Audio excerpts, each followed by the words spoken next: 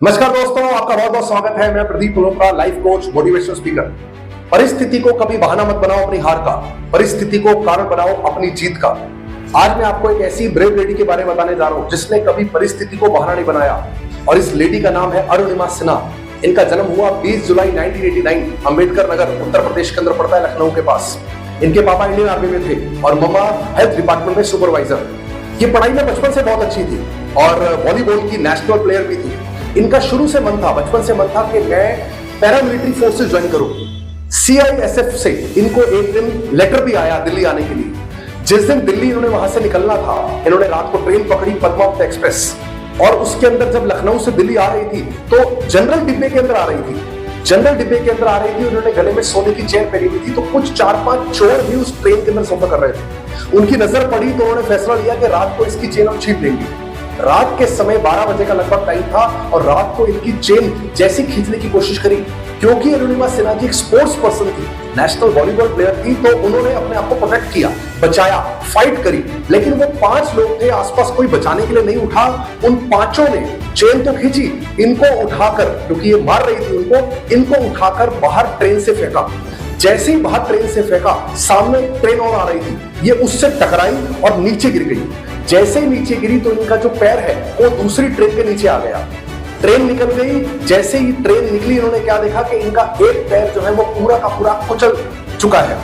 ये बहुत दुखी हुई, बहुत चिल्ला रही थी, बहुत रो रही थी, लेकिन कोई इनकी मदद करने के लिए वहां नहीं आ रहा था। आसपास कोई नहीं था उस समय। पूरी रात 7 घंटे उस ट्रैक पर लेटी रही और उस 7 घंटे के दौरान 49 ट्रेन, 49 ट्रेन उनके पैरों से निकली।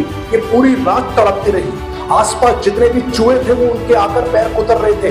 ये पूरी रात रोती रही, लेकिन इनकी मदद के लिए कोई भी नहीं आया। सुबह मॉर्निंग में आसपास के गांव वालों ने जब देखा तो उन्होंने उनको उठाया और बरेली डिस्ट्रिक्ट हॉस्पिटल लेकर गए। जैसे ही हॉस्पिटल लेकर गए तो डॉक्टर ने बोला कि हाँ भी इनका इलाज तो हम कर देंगे, लेकिन इनका पैर काट रहे तो सही, हमारे पास तो एनेस्थीसिया ही नहीं है, हमारे पास तो ब्लड ही नहीं है इनको देने के लिए।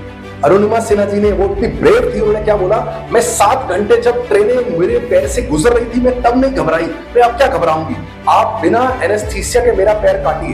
डॉक्टर्स ने अपना ब्लड देकर अरुणिमा सिन्हा जी को बचाया।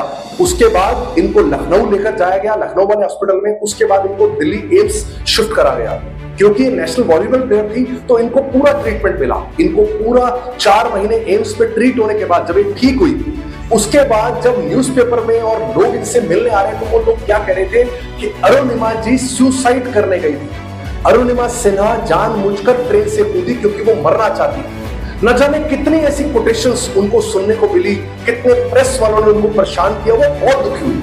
वो लोगों को बोल रही थी कि मैं अभी अपनी परिस्थिति से ठीक भी नहीं हुई हूं और आप सब मुझ पे ये ब्लेम कैसे लगा सकते हैं। उनकी मम्मी ने बहुत कोशिश करी उनको समझाने की कि ये गलत स्टेटमेंट है, ये गलत बोल रहे हैं आप, लेकिन फिर भी अरुणिमा सिन्हा जी ने अपने माइंड को एक ऑर्डर दिया कि इस दुनिया को मैं ऐसे जवाब नहीं दूंगी, इस दुनिया को जवाब दूंगी मैं फिर से स्पोर्ट्स खेलकर। हालांकि सब ये कह रहे थे तू कौन सा स्पोर्ट्स खेलेगी दोबारा से, अभी तक तो तेरे पैर बिल्कुल डैमेज है, तेरा एक पैर कट चुका है, तेरे एक पैर में रॉड है, तेरी स्पाइन में 3 फ्रैक्चर है, तू क्या स्पोर्ट्स खेलेगी। और आपको हैरान हो जाओगे दोस्तों, अरुणिमा सिन्हा जी ने अपने आप से चैलेंज लिया और इस वर्ल्ड का सबसे मुश्किल स्पोर्ट्स चुना। जानते हो क्या? Mountaineering, mount climbing. उन्होंने बोला कि मैं माउंट एवरेस्ट पर चढ़कर दिखाऊं। उन्होंने सबसे डिफिकल्ट स्पोर्ट्स चुना।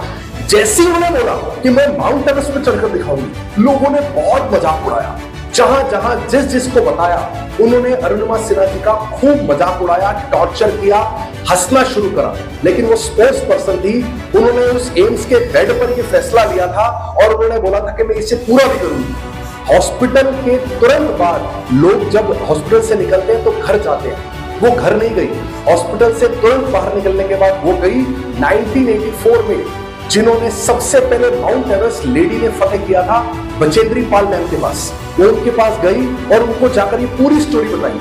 बचेंद्री पाल मैम रोने लग गई, वो इतनी खुश हुई। वो कहते हैं, अरुणिमा, पहली बारी मैंने किसी एक ऐसे व्यक्ति को देखा है जिसकी एक टांग नहीं है, एक टांग में रॉड है, स्पाइन में 3 फ्रैक्चर है, और वो मुझे बोल रही है कि मुझे माउंट एवरेस्ट, सबसे मुश्किल जो पहाड़ है, वहां चढ़ना है। तो 90% तो जीत ही गई है, 10% दुनिया के लिए अब जीतेंगे। इस खुशी से बचेंद्री पाल मैम ने हाँ करी और उनको तैयार करना शुरू करा। बहुत टफ होता है दोस्तों माउंट एवरेस्ट पर चढ़ना और उसकी तैयारी करना, लेकिन इनकी तैयारी बचेंद्री पाल मैम ने पूरी शिद्दत के साथ शुरू करी। इनको बहुत टाइम लगता था नीचे से, आप सोचिए एक जो बेस, छोटे से बेस कैंप तक भी जाना होता है ना, रोड साइड से बेस कैंप तक जाने में भी सिर्फ 2 मिनट का सफर होता है, वहां इनको 3-3 घंटे लगते हैं। प्रैक्टिस हो रही थी, ये दुखी भी होती कि मैं ये 2 मिनट का सफर अगर 3 घंटे में तय कर रही हूं तो मैं माउंट एवरेस्ट कैसे चढ़ूंगी।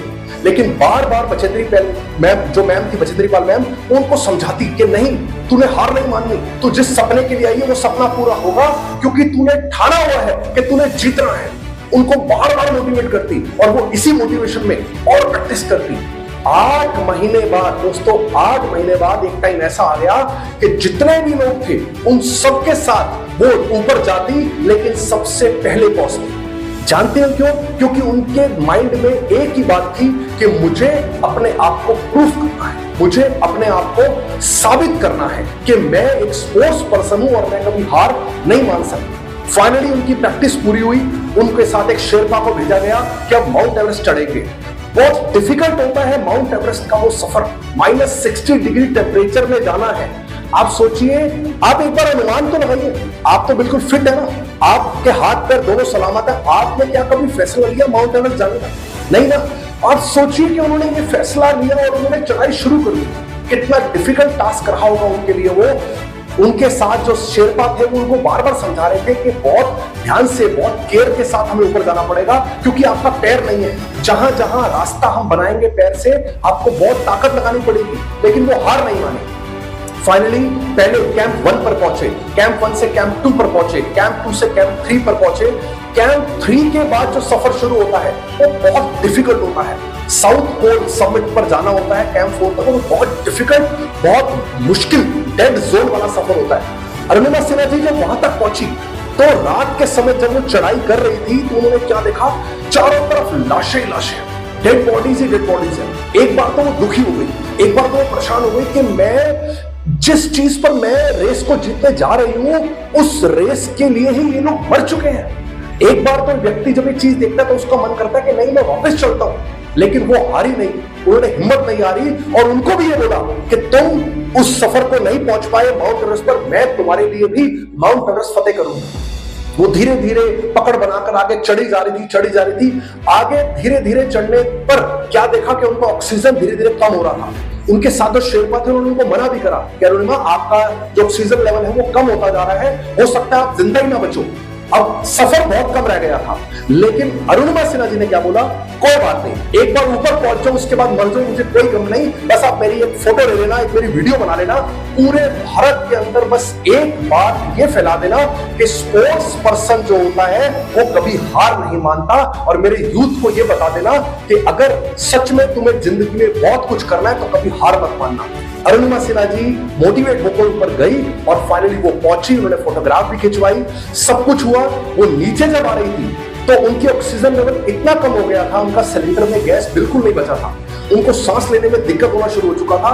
-60 डिग्री से उनके हाथ पैर सुन्न होना शुरू हो चुके थे। शेरपा ने फाइनली क्या सोचा कि शायद ये बच नहीं पाएगी, वो जाने ही लगे थे कि भगवान भी, देखो भगवान भी क्या करता है, जब उसको ये पता लग जाता है ना कि ये कुछ करने के लिए तैयार है, मतलब ये दुनिया के लिए कुछ करने के लिए उत्सुक है, तो वो आपकी मदद जरूर करता है। एक व्यक्ति वहां से नीचे उतर रहा था, उसके पास 2 सिलेंडर थे, उसने एक सिलेंडर छोड़ा और एक लेकर नीचे उतर गया, क्योंकि वेट ज्यादा लेकर नीचे नहीं उतर सकते। अरुणिमा सिन्हा जी को उनके शेरपा ने वो सिलेंडर दिया, अरुणिमा सिन्हा जी ने वो सिलेंडर पहना, सिलेंडर पहनकर वो नीचे उतरी तो सब हैरान है, ऐसा कैसे हो सकता है, अरुणिमा तू कैसे बच गई।